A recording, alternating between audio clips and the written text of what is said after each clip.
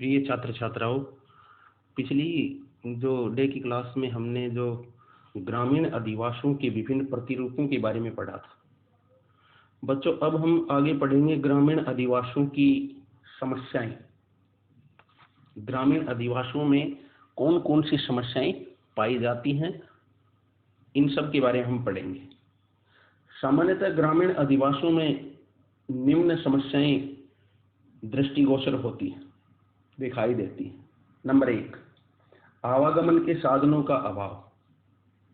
आवागमन मतलब परिवहन के जो साधन हैं उनकी कमी पाई जाती है ग्रामीण बस्तियों में। ग्रामीण अधिवासियों तक पहुंचने के लिए सार्वजनिक परिवहन साधनों का अभाव होता है, कमी होती है। व्यक्तिगत साधन ही उपलब्ध होते हैं, इसलिए साधन रहित लोगों के सामने आवागमन की एक गंभीर समस्या होती है। दूसरी समस्या ग्रामीण अधिवासियों में स्वच्छ पेयजल का अभाव। वर्तमान में पेयजल की समस्या ग्रामीण अधिवासियों में विकराल रूप धारण कर रही है। प्रिय बच्चों, ग्रामीण अधिवासियों में जल की जो उपलब्धता है वो बहुत कम है। ऐसे हाल में जो स्वच्छ जल है, शुद्ध जल बहुत मुश्किल होता है, बड़ी गंभीर समस्या है। इससे वहां के निवासी कई बीमारियों के शिकार हो जाते हैं।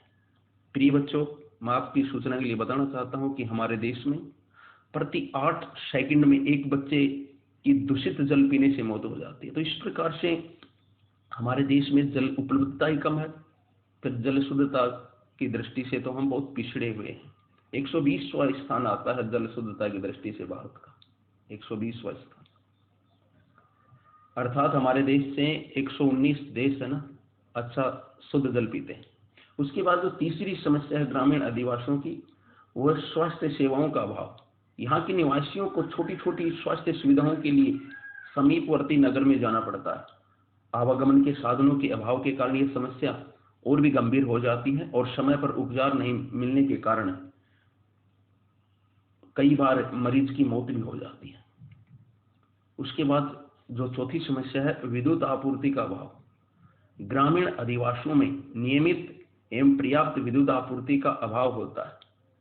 इससे दैनिक और कृषि कार्यों में समस्या उत्पन्न होती है। उसके बाद है जो अगली समस्या बच्चों, वो है रोजगार के अवसर नहीं होना। स्वाभाविक है, हमारे देश में जो ग्रामीण प्रधान देश होने के कारण अधिकांश लोगों का व्यवसाय कृषि होता है। और बच्चों, जो कृषि है ना वो एक मौसमी व्यवसाय होता है, कुछ समय के लिए होता है, इसलिए ग्रामीण क्षेत्रों में रोजगार की कमी होती है। जहां रोजगार के अवसर नहीं होते हैं, होने से तीनों प्रकार की बेरोजगारी, पूर्ण बेरोजगारी, छिपी हुई बेरोजगारी, मौसमी बेरोजगारी पाई जाती है। युवा शक्ति रोजगार की तलाश में नगरों की ओर पलायन कर कम मजदूरी के कारण नरकीय जीवन व्यतीत करते हैं। रोजगार की तलाश में नगरों में चले जाते हैं और वहां पर न रहने के लिए अच्छी सुविधाएं होती हैं, न खाने के लिए अच्छी सुविधा होती है। इस प्रकार से उनका जीवन है वो नरकी हो जाता है। लेकिन मजबूरी, रोजगार के कारण उसे प्रवास करना पड़ता है, गांव को छोड़ करके शहरों में चले जाते हैं और शहरों में अच्छी सुविधाएं नहीं मिल पाने के कारण नरकीय जीवन व्यतीत करते हैं। उसके बाद जो अगली समस्या है वो है सूचना तकनीकी एवं दूरभाष सुविधाओं का अभाव। इसके कारण ग्रामीण अधिवास सूचना तकनीकी और इंटरनेट से नहीं जुड़ पाते हैं, जिसके कारण छोटे छोटे कार्यों के लिए समीपवर्ती कस्बा या नगरों में जाना पड़ता है। इस कारण धन और समय दोनों का दुरुपयोग होता है। तो ये भी एक समस्या है। अगली जो समस्या है बच्चों, उच्च तकनीकी एवं शिक्षा संसाधनों का अभाव। उच्च एवं तकनीकी शिक्षा उपलब्ध नहीं होने से अधिकांश युवक युवतियां उच्च प्राथमिक, माध्यमिक एवं उच्च माध्यमिक शिक्षा के बाद अध्ययन करना बंद कर देते हैं। तो उच्च शिक्षा में जो ग्रामीण क्षेत्रों के जो लोगों की उपस्थिति कम हो जाती है, क्योंकि सुविधाएं नहीं मिलने के कारण ऐसी समस्याएं होती हैं। और अब हमारा जो अगला टॉपिक है बच्चों वो है नगरीय अधिवास। ये हम कल पढ़ेंगे। और अब तक जितना भी जो काम दिया है वो आप पूरा कर लेना कोई समस्या हो तो पूछ लेना।